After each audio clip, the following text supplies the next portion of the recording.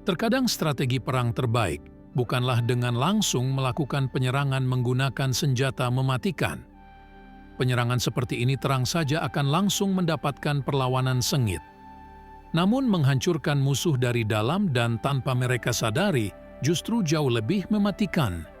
Setidaknya inilah strategi yang dimainkan oleh Inggris terhadap Cina pada Perang Kandu. Perang Candu atau Opium War atau Perang Anglo-Cina atau Perang Boxer atau Perang Panah adalah istilah yang digunakan untuk merujuk pada perang yang terjadi di Cina pada periode 1839 sampai 1842 dan 1856 sampai 1860.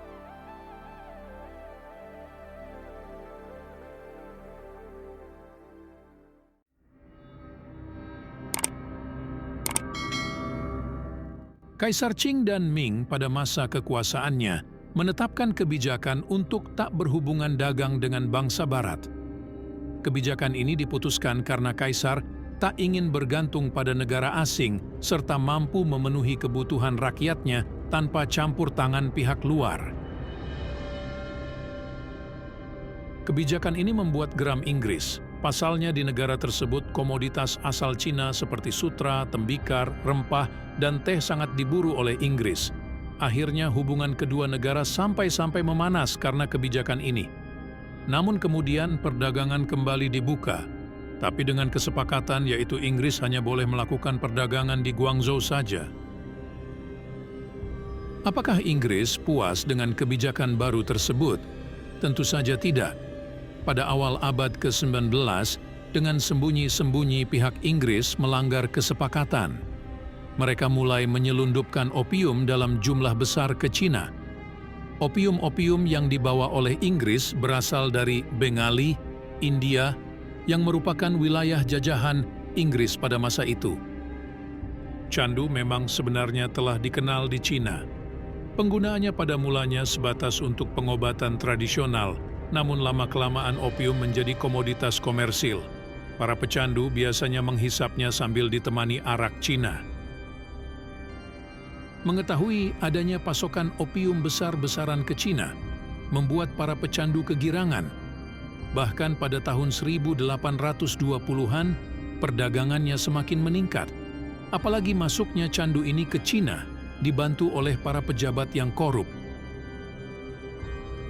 Maka wabah kecanduan pun tak dapat dihindari merebak di hampir seluruh Cina. Hal ini menyebabkan gangguan mental hingga kegoyahan ekonomi yang serius pada masa itu. Bahkan putra salah satu pejabat tinggi telah menjadi pecandu berat pada saat itu. Menyadari situasi negaranya yang genting akibat candu, maka pada tahun 1939, Kaisar Tao Kuang mengambil tindakan tegas. Ia melarang peredaran candu dan menunjuk salah satu komisarisnya yang terkenal jujur dan bersih, yaitu Lin Sesu, untuk memusnahkan semua candu ilegal yang ada di Guangzhou. Pada Maret 1839, pemerintah Cina mulai melakukan penyitaan opium di seluruh wilayah Guangzhou. Ditemukan lebih dari 20.000 peti opium serta ribuan ton obat-obatan yang disimpan oleh para pedagang Inggris. Pada saat pemusnahan massal opium itulah, seorang pelaut Inggris membunuh seorang warga Cina. Namun rupanya pihak Inggris tak rela warganya diadili dengan sistem hukum Cina dan menolak menyerahkan orang Inggris itu kepada pemerintah Cina. Dengan dimusnahkannya komoditas candu secara besar-besaran oleh pihak Cina, maka hal itu dianggap Inggris sebagai penghinaan besar. Sementara bagi Cina, Inggris yang telah melanggar persetujuan dan memasukkan opium ke Cina yang membuat kerusakan pada rakyatnya benar-benar tak dapat dimaafkan. Maka meletuslah Perang Candu pertama.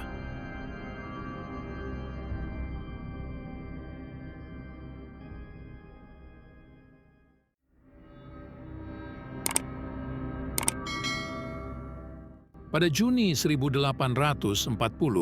pemerintah Inggris mengirimkan pasukannya ke Cina. Mereka mengadakan perundingan hingga berbulan-bulan lamanya hingga akhirnya mulai menguasai kota pada bulan Mei 1841. Pada musim semi tahun 1842, pasukan Inggris mulai merangsek dan melakukan penyerangan sengit pada pasukan dinasti Qing yang dipimpin oleh Kaisar Daoguang dan Lin Zexu.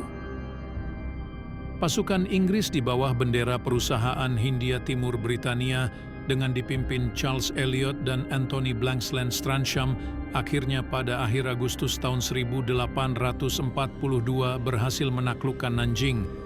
Kaisar Doguang yang saat itu berkuasa sudah amat terdesak dan tak mampu berbuat banyak. Cina akhirnya menyerah pada Inggris dan hasilnya adalah mereka secara terpaksa harus menyetujui perjanjian Nanking yang tentu saja banyak merugikan pihak Cina. Perjanjian Nanking disepakati sebagai perjanjian perdamaian antara Ratu Inggris dengan Kaisar Cina, sekaligus menandai berakhirnya Perang Candu Pertama. Perjanjian ini dilakukan di Nanjing di atas kapal perang Inggris, HMS Cornwallis pada 29 Agustus 1842. Namun isi perjanjian itu amatlah merugikan Cina. Inti dari perjanjian Nanking adalah Cina diwajibkan membayar ganti rugi kepada Inggris sebesar 21 juta dolar. Cina harus membuka pelabuhan-pelabuhannya yaitu di Guangzhou, Xiamen, Fuzhou, Ningbo, dan Shanghai untuk perdagangan Inggris. Selain itu juga, Cina sepakat untuk menyerahkan Pulau Hong Kong beserta dengan pulau-pulau kecil di sekitarnya kepada kerajaan Inggris.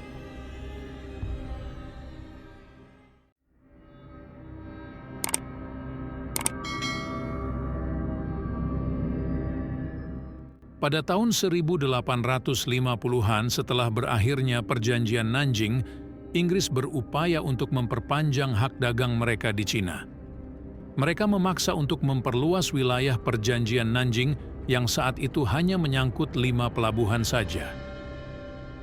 Tepatnya tahun 1854, Inggris memaksa Cina untuk menjadikan seluruh wilayah Cina sebagai wilayah dagang terbuka bagi Inggris. Tidak hanya itu saja, mereka juga meminta agar duta besar Inggris ditempatkan di Beijing dan perdagangan opium dilegalkan sepenuhnya di seluruh Cina.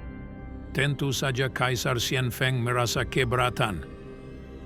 Pada bulan Oktober 1856, beberapa orang pejabat Cina menaiki kapal perang milik Inggris, Arrow, yang berada di pelabuhan Canton.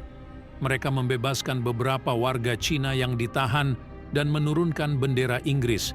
Tak sampai di situ, orang-orang Cina di Canton mulai membakar pabrik-pabrik milik Inggris. Hal ini kemudian menyulut perang yang kemudian dikenal dengan Perang Candu II atau Perang Panah atau ekspedisi Inggris-Prancis ke Cina. Hanya berselang beberapa bulan, Prancis dipimpin oleh Jean-Baptiste Louis Gros pun bergabung. Salah satu alasannya adalah terbunuhnya misionaris asal Prancis pada tahun 1856 di pedalaman Cina. Inggris saat itu bergerak di bawah komando Michael Seymour dan James Bruce. Kedua negara ini bahu-membahu membombardir Cina, maka tak dapat dielakkan lagi pertarungan sengit antara pasukan dinasti Qing dengan Inggris-Prancis tersebut. Namun lagi-lagi kekalahan harus diderita Cina. Ada kabar bahwa kekalahan itu bahkan menyebabkan Kaisar Xianfeng sampai melarikan diri ke Jehol. Perang Candu II pun berakhir setelah Cina bersedia dengan terpaksa menandatangani perjanjian Tianjin pada Juni 1858. Inti dari perjanjian Tianjin adalah Inggris dan Prancis diizinkan membuka kedutaannya di Beijing. Cina harus sepakat membuka 10 pelabuhan baru, di antaranya termasuk Nanjing, Niuzhuang, Hankou, serta Danshui. Cina juga wajib membayar kerugian perang yang diderita Inggris dan Prancis pada Perang Candu II, yaitu sebesar 4 juta tael perak kepada Inggris dan 2 juta tael perak pada Prancis. Nah, begitulah aksi kelicikan Inggris terhadap Cina pada masa Perang Candu. Meskipun tampaknya perang telah usai, namun Cina tetap keberatan dan tak mengizinkan berdirinya kantor-kantor kedutaan Inggris dan Prancis berdiri di Beijing.